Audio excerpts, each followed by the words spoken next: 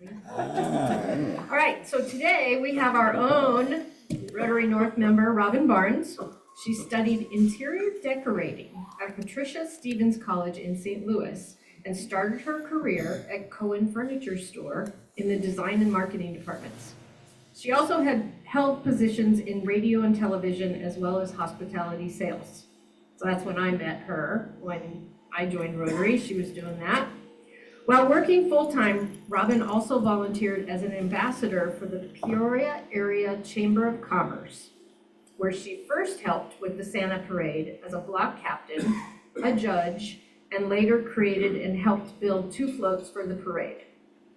She was also a member of Take Pride in Peoria Commission, which evolved into Peoria Area Community Events, which is PACE. So if you've ever seen PACE, that's what it stands for. With PACE, Robin and her family have created and built multiple floats.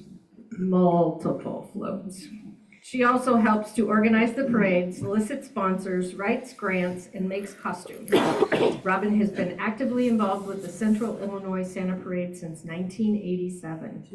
She's been married to Scott for 45 years. They have 2 children, Mike and Katie Barnes, a daughter-in-law, Emily, and 2 granddaughters, Elliot and Scotty Barnes, who all live in Nashville. And Robin and Scott have bought a house down there, so they may be leaving us, but we're going to try to have 2 houses for a while.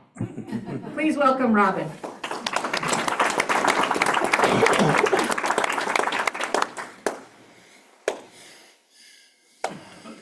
Well, thank you, Dawn. And I couldn't done any of this without my lovely husband, if you'd stand up, Scott Barnes. Yeah. And we've only been married 45 years, and most of those I've worked on parades. So. All right. So let me find the clicker here and turn it on. All right, let's see if I can make this work. So this year is the 138th year for the Peoria Santa Claus Parade. It's the oldest continually running Santa Parade in the nation. And it will be Friday, November 28th in downtown Peoria. That's the day after Thanksgiving. And it is staged right by Firehouse 1 on Monroe. It follows Monroe to Main Street, turns left, and then goes down to Southwest Adams, and it ends at Hamilton. So it's a nice short route. It's about a mile walk, and you'll see why I say that in a little bit. The parade kicks off about 9:30, and then it is broadcast on WMBD TV also about 10 o'clock that day. The parade started in 1887, and actually these are my it was the beginning of the construction of the Upper Free Bridge over the Illinois River, and that's just on the other side of the McCluggage Bridge. You see there's a little pillar still sitting there. That's where that bridge was. And the boats and derricks and 50 stonemasons formed a parade that came up the Illinois River from Chillicothe. The following year, the opening of the new bridge was celebrated with another parade, and businesses came along downtown parade route, and they were also decorated with business wagons. It proved to be an instant success and developed into an annual celebration marking the beginning of the Christmas season. In 1989, Skipper and Block, later known as Block and Cool, started a 72-year commitment as the sole sponsor of the Santa Claus Parade. That's what OSF is now, is that big white building. With the department store as a sponsor, the parade was held, and still is held, the day after Thanksgiving, the official start of the holiday season. In the early days, the parade and Santa Claus traveled the parade route in various manners. At one point, he had a coach with 6 black horses. Later, Santa arrived from the North Pole in the early 1900s to the Toyland Express. Brought him on Union Station, which is the Rock Island train, is how he came down. He was then greeted by the Spencer's military band and they escorted him to the department store. Fireworks were set off at the beginning of the parade to mark the excitement to follow. And then the parade would end at the big white building as Santa would go up the fire escape to the 5th floor, where he had his area where the kids would come, his little workshop, and kids would come up and tell Santa what they wanted for Christmas. In 1938, a workshop was assembled in the windows at Block and Cool, and it only cost $2,500 at the time. Well, we spend twice that on building a float today, so just to kind of give you an idea. I don't know what that converts to in today's money. Berger's was also had an animated window next to Block and Cool, and it was a big tradition downtown. I mean, people came and they were dressed in signs to be downtown for this Christmas celebration. And I think I have a picture here. There you go. That is downtown back in the day. And look at all the people in the streets, and they all have big long coats on and their hats and everything.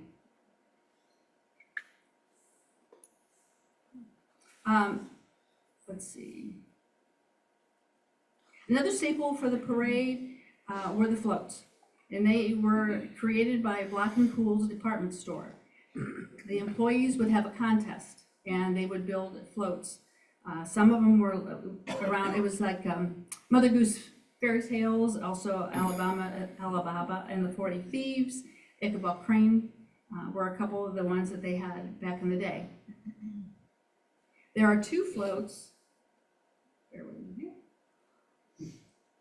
And here, and notice too on this one, Caterpillar tractor pulling through the streets of downtown. And then during the war, we had seen some slides where women during the war were driving the tractors down the street so they can continue the flow, continue the parade.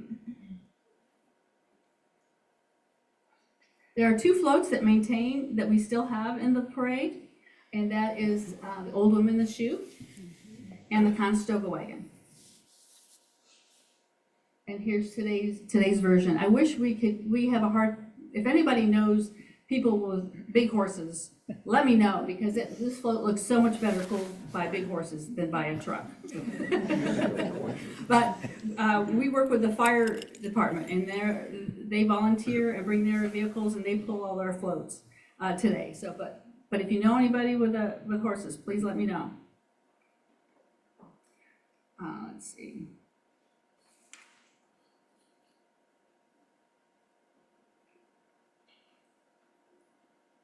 In 1940s and 50s, elaborate circus wagons were used in the parade.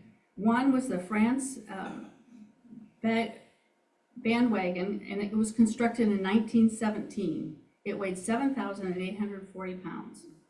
Block and Cool's donated the circus wagons to the Circus World Museum, which is in Baraboo, Wisconsin, and they are still there today.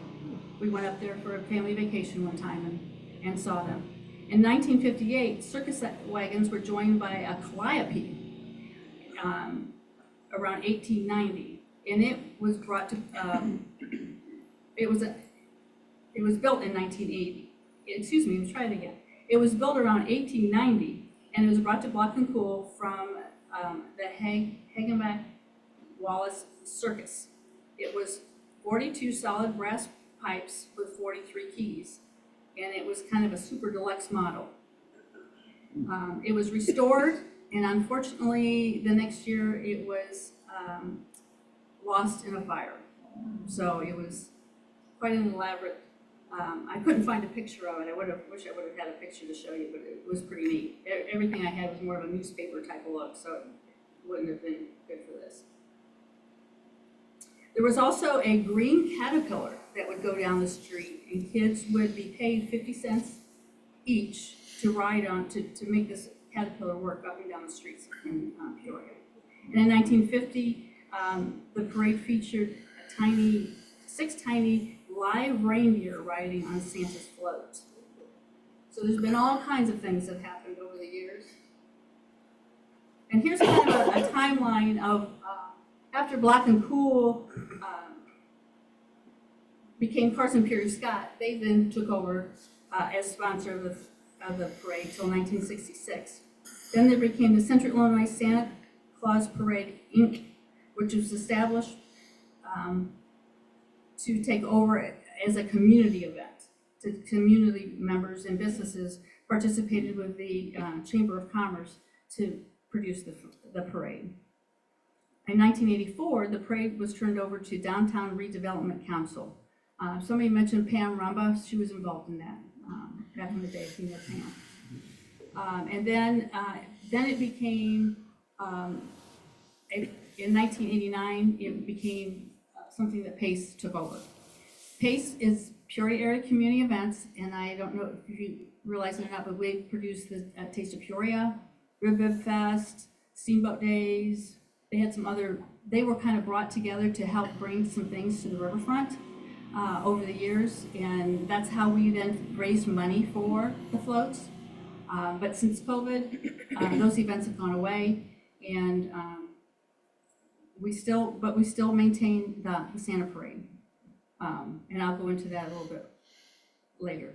Since PACE took over, we added Grand Marshal to the parade route. We've had Ronald McDonald, Bozo the Clown. We've had Bob Michaels, Secretary of Treasurer, Ray LaHood, Pete Vanaken, Olympic athletes, and men and women of the armed forces were some of the people that have been recognized. This year, Chuck Collins will be honored because he was just retired after 50 years in broadcast, so he will be our Grand Marshal this year. Each year, too, there's a theme. They've had a variety of themes over the years, and this year it's Decades of Holiday Traditions, and that's to celebrate the many celebrations that we're having in our community, such as the bicentennial and some of the other milestones that were being marked today. I just saw in the news last night that the airport authority is 75 years old. I mean, there's all kinds of things that keep popping up that we hear about.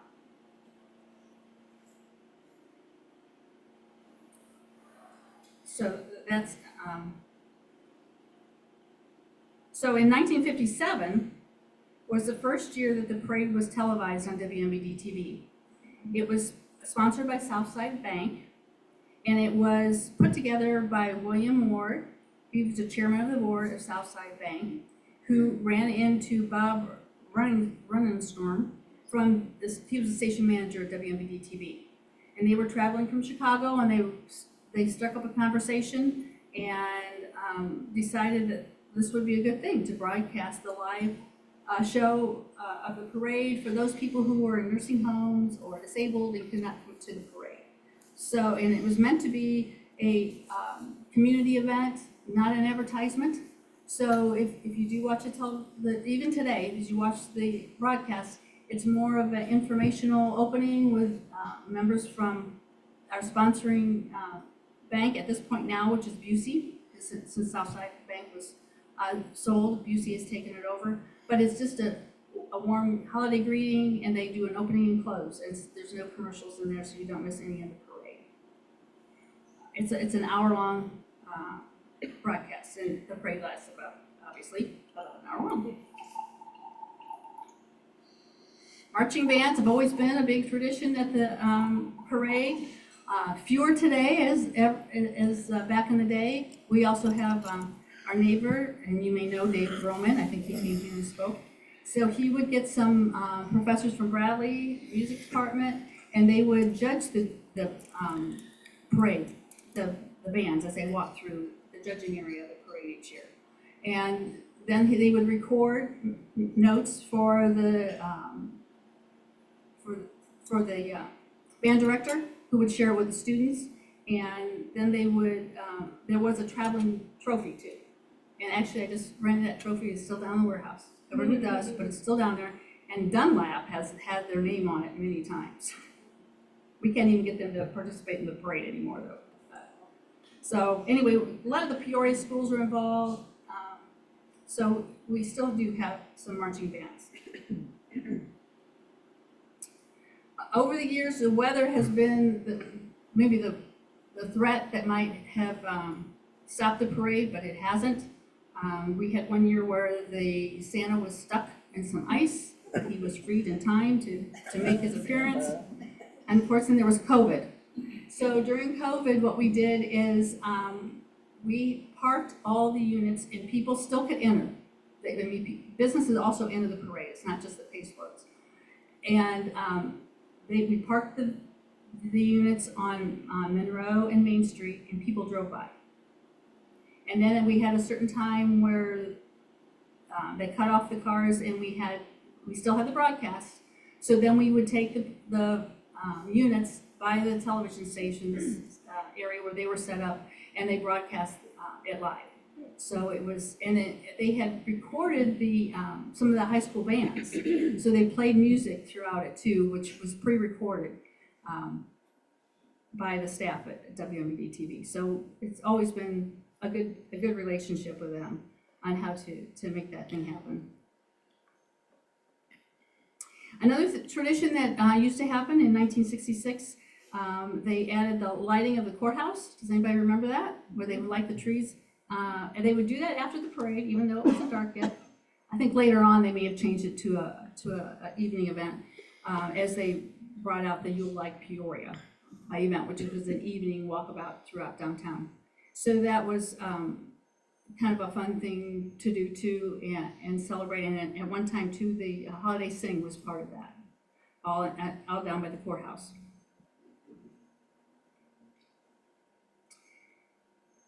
In 1976, let me just back up a little bit.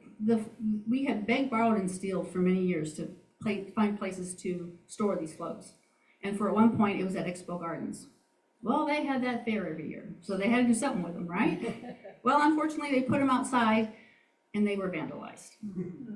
So they worked on getting donations.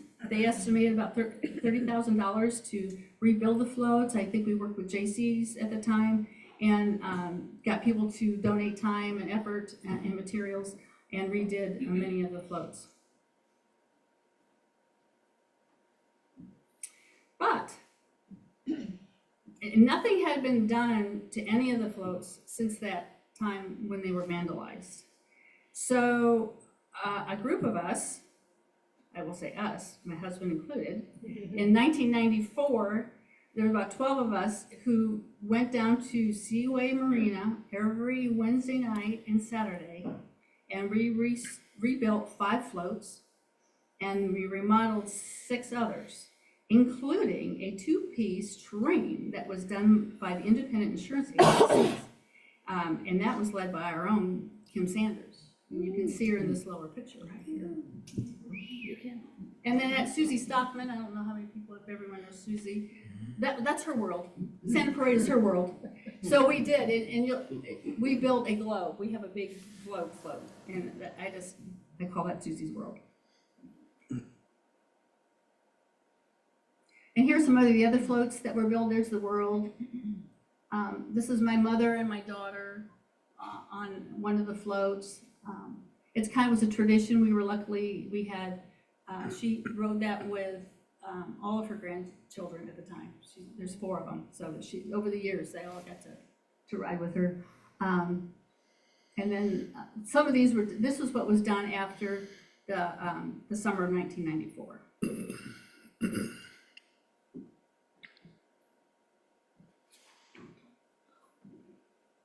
We also created, Mark Burdess created a new logo for us at that time. We didn't really have a logo. So this is the logo and banner, and we still use that today. You may recognize a couple of faces in that picture. In 1994, out of nowhere came this gentleman named Larry Calhoun.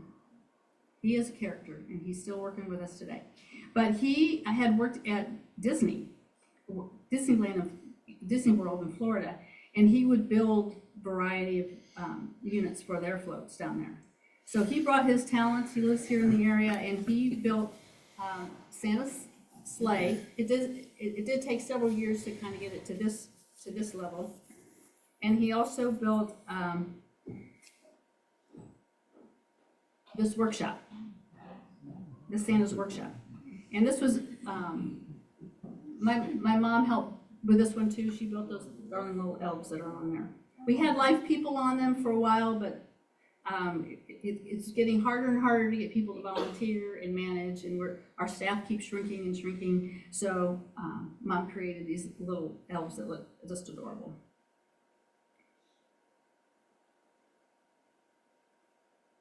So we also worked with David Hossey, Kurt Beckman, and Mark Knight. The three of them would every year build elaborate displays for the Lakeview Museum, their gala. So they got to the point where like, we're just throwing these away. What can we do with them? So for 3 years, we worked with them, and they built these beautiful elements, and then we put them on floats. And again, this was part of Larry's work to help us create the trailers that are covered. They're pretty much trailers that we used.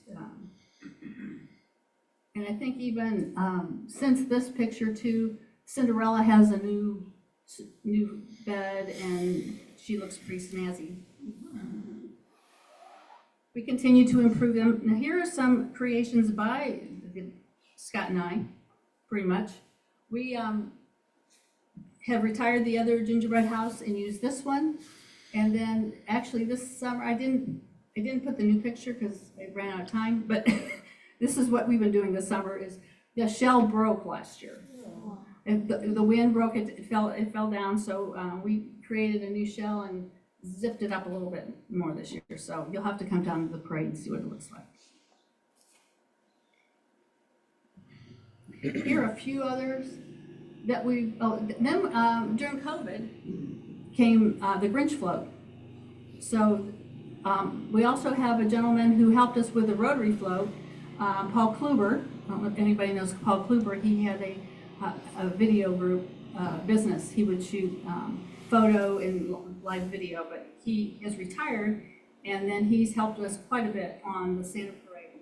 And he helped me build this, and again, my mom was involved. She made these cute little characters that are on there. So as you see, it is a family affair. We made 2 warehouses where we store all the floats and work on them. They're just down from Glen Oak Park, near Woodruff. We try to hide them. And here are some of the other floats that have been created throughout the years. Todd Davis did the Christmas Story one with the leg lamp.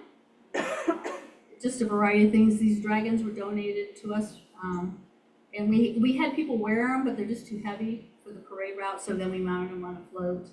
This Conestoga wagon float with cowboys on it was Cinderella at one point.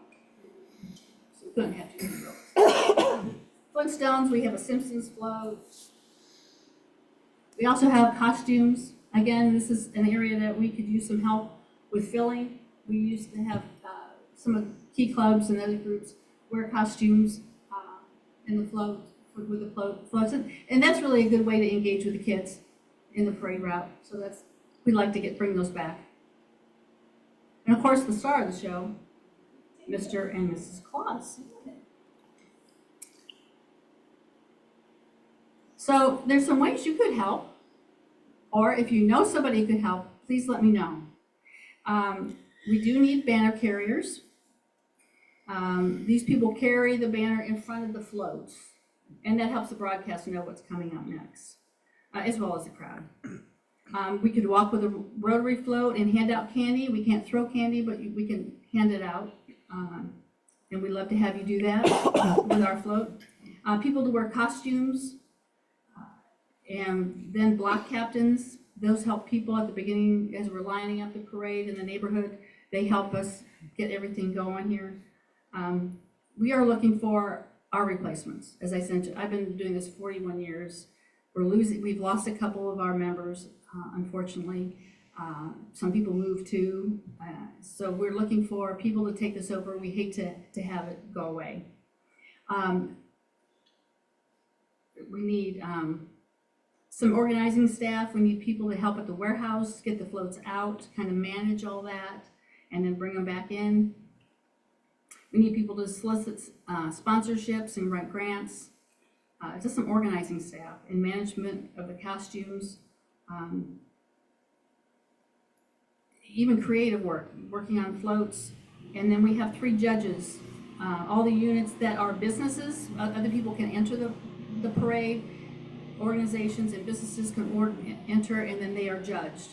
And we need people to help judge with that. We have, as I mentioned before, we have been funded through our events. Since then, we've been lucky for Discover Peoria to underwrite the majority of our float, our parade costs. It costs us $20,000 to produce a float, the parade every year. So we have to pay city taxes, and then we have maintained the 2 warehouses. So we've got a little bit of reserve left, and we do get sponsorships too. But those are some of the things that's how it's paid for, is pretty much by Discover Peoria. And I couldn't do this without Mr. Barnes. I know, isn't he good looking? Good looking Who's reindeer. behind this foster kids? So that's what I know about the Santa Claus parade. Are there any questions?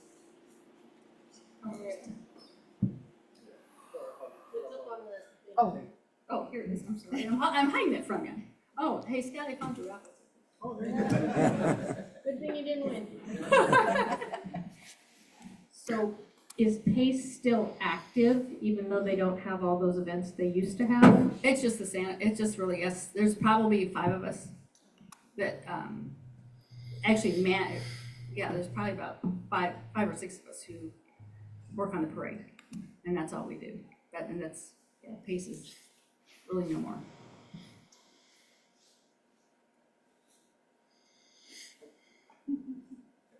Scott has a question. What? Oh, this is gonna He's be lived awkward it. later. Oh, man. Better be a softball. Yeah, this is pretty easy. It's on.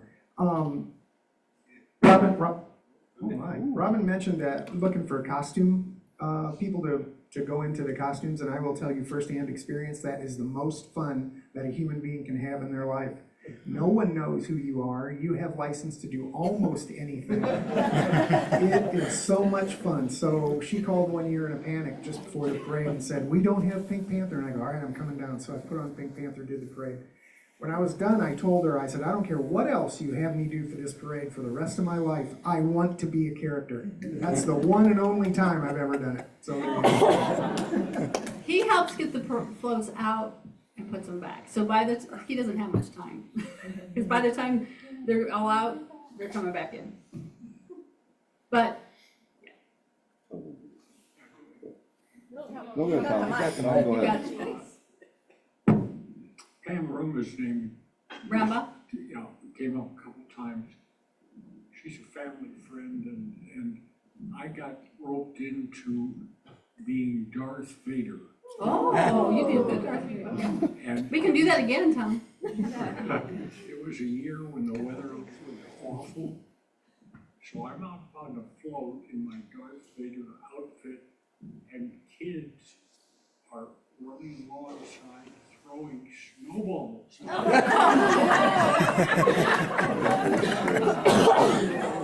One and only time.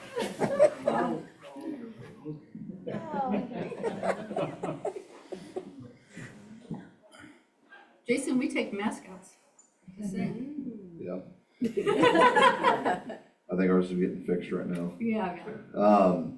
When you think about, to follow off of him, as far as people doing costumes, age, height, like how young can somebody be to wear a costume, or what height do they have to be? It's a lot of high school and middle school students are a good age for many of like those girls, especially the girl costume. We have prints. We do have some heads with, I don't know, 5 foot or so is a good size. At a junior high, so maybe I'll talk to some of his friends. Oh, that's we'd love to do that. So Let me that's what I know. was Yeah, asking. yeah. Can you talk about the Rotary float and what you need for that? I figured you guys knew what the Rotary float looked like, because it's up there almost every week. But we do need, thank you, Don, we do need people to walk with it and hand out candy. Like I said, we can't throw it, but we have aprons where you can, grab some candy. And I know some of you have done it before. Bring your family, bring your friends. I mean, it doesn't have to be a Rotarian that's in that. And it's just kind of a fun couple hours in the morning. And Black Friday's not like it used to be anymore. So you got Cyber Monday, so. And does downtown still?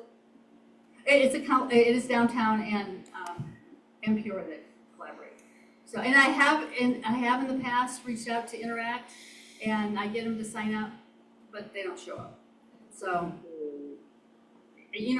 they're signing up, but they don't know what mom and dad's plans are probably. I don't know.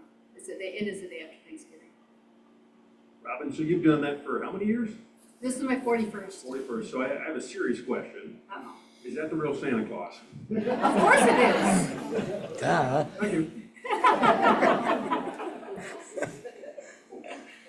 Actually, we'll have a new Santa this year. Health reasons. Yes, we only allow one Santa. We do. We have lots of Grinches, but we only allow one Santa. Well, thank you very much. I'm sorry, I forgot. There's one more thing. I did, too many things. Tom Simpson, can you come up here a minute, please? You're in trouble. Naughty list. Oh, You thought you were gonna skate by. Because this man had pulled the Rotary float since we started in 2019. So I have a little plaque with his truck, beautiful vehicle, Thank you. and he bought the little magnet logo to put on it, and here's for gas or a book, whatever you want. He reads a book while he's waiting.